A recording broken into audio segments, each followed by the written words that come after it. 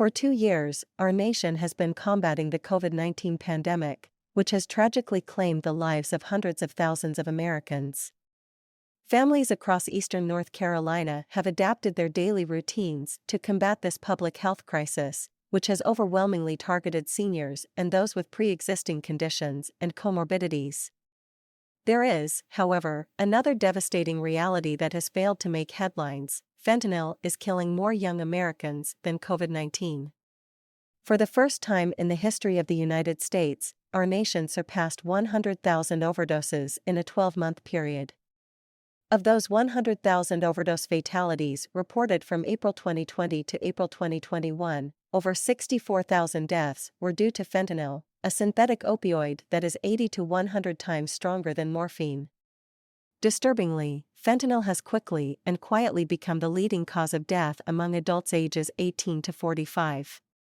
Between April 2020 to April 2021, fentanyl claimed 40,010 lives, resulting in almost twice as many deaths in the 18 to 45 age range as COVID-19, 21,335, cancer, 17,114, car accidents, 22,442, and suicide, 21,678, respectively. The vast majority of fentanyl is manufactured in China and enters the United States via the southwest border.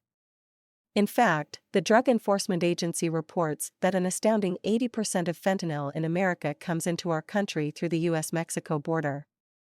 Fentanyl is often the supplemental drug of choice for smugglers and dealers, as the illicit synthetic opioid is cheaper than heroin and nearly 50 times as potent.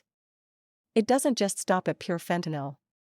As the National Institute on Drug Abuse reported that last year, in 75% of cocaine deaths and 50% of methamphetamine deaths, the drugs were mixed with fentanyl. There is no doubt that the compounding border crisis is exacerbating the illicit fentanyl stream into America. In 2021 alone, border officials encountered nearly 2 million illegal immigrants, seizing 11,201 pounds of fentanyl, a 134% increase from fiscal year 2020, and a 400% increase since fiscal year 2018.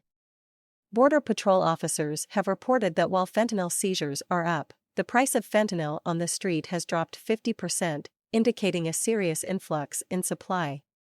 While our U.S. Customs and Border Protection agents are demonstrating a Herculean effort to intercept deadly drugs, it is clear that more needs to be done. The flood of fentanyl into America via our southern border has turned every community into a border community, and the consequences are close to home. In December, a Lenoir County man was arrested with 3,500 fentanyl pills in his possession. Just 2 weeks ago, a Washington, North Carolina, man was sentenced to 20 years in prison for using the dark web to distribute counterfeit drugs that contained fentanyl. At the time of his arrest, he was found with over 1,500 fentanyl-laced pills. Our law enforcement officers are working tirelessly to keep these lethal drugs off the streets, and their efforts must be commended. Unfortunately, an open border means a new challenge each and every day to intercept dangerous fentanyl and fentanyl-laced substances.